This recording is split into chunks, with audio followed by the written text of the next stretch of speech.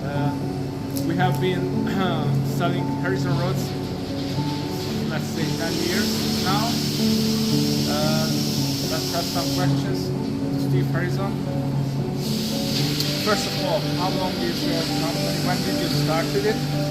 And let's explain some about the origin and the start. We started in 1989, but I personally was building rods from when I was in school. My father had a tackle shop and I used to do the rod repairs and I used to build rods, and I got to the point where I was unhappy with the blanks that were available, and I decided we needed to make our own blanks. But it took a few years to understand exactly what was required to do that, and it was a hard couple of years where big investment of money in equipment, and it was only to the support of my wife to let me remortgage the house that allowed me to do it. And all that time I was working in research as well as, but once we got this business going, that had to be put to one side, and this has taken over my life.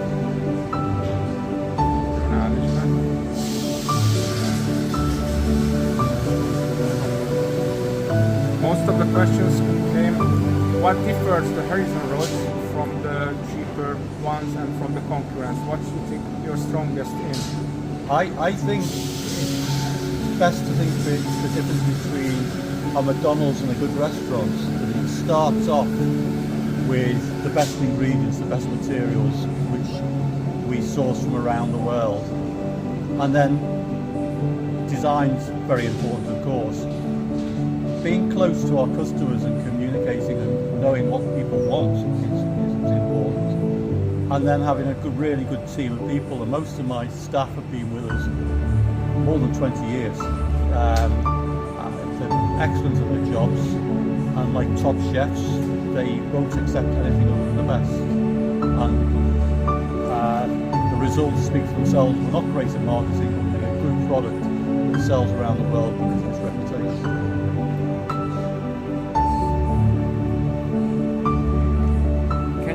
Talk about us, the used carbon materials, what materials you use, and why do you think it's the best and better than others?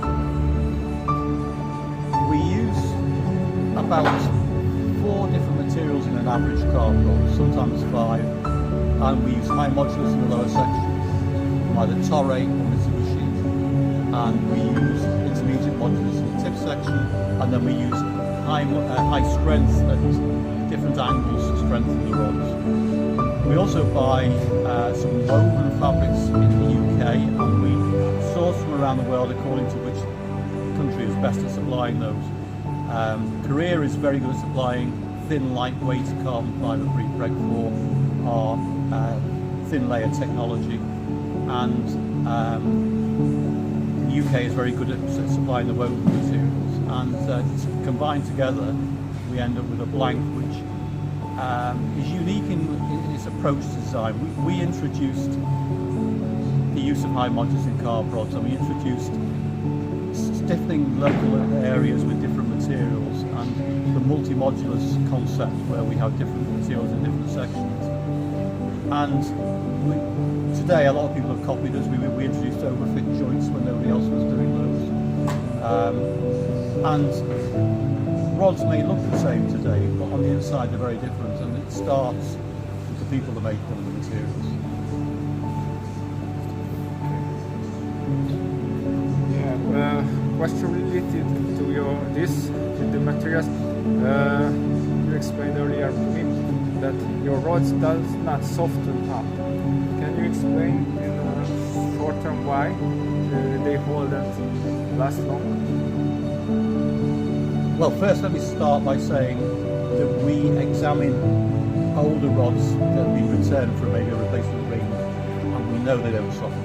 We put them into our jigs and see that they've got the same properties that they had 10 years ago when they were made. We don't go out and look to see other people's rods and see how they're softened, so we only go on what we've been told. And we don't take them apart to see why, but one of the reasons that they may soften is because they combine a small amount of the more expensive high modulus materials, a lot of the cheaper carbon fibres, and if that happens, the high modulus fibres tend to take the load and will gradually break down over time. But that's only a guess on my part. I can tell you what we do right. We don't waste too much time looking at what other people do wrong. What are your futures? What's your plans? Any new products? Or we introduce probably about 4 or 5 new blanks every year, and this year we've been focusing, last year we've been focusing on the distance rods, which have got fantastic results. I personally would prefer to be looking at doing more river rods. The carp demand is the highest demand, so I'm sure I'm going to get dragged on to looking at probably more shorter rods. 10-foot rods are increasingly popular. We've just done a 10-foot aviator spot, which I'm really impressed with. Been casting 180 yards on the field for a 10-foot, it's fantastic. And we've talked today about the possibility of doing feeder rods, something that wasn't high on our priority list, but you've convinced me, and so we'll have a look at it. And really, that's about as much as we can do. We're only a small team here, and don't want to get too stretched on what we do. So those are probably the things we're going to look at first next week.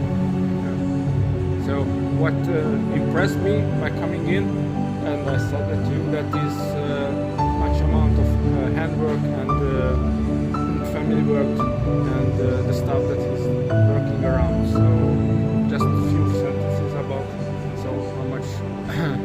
how this works out. Well, yes, I take it for granted these days where so many people work in offices and don't actually work with their hands. But yes, everybody is hands-on, including myself.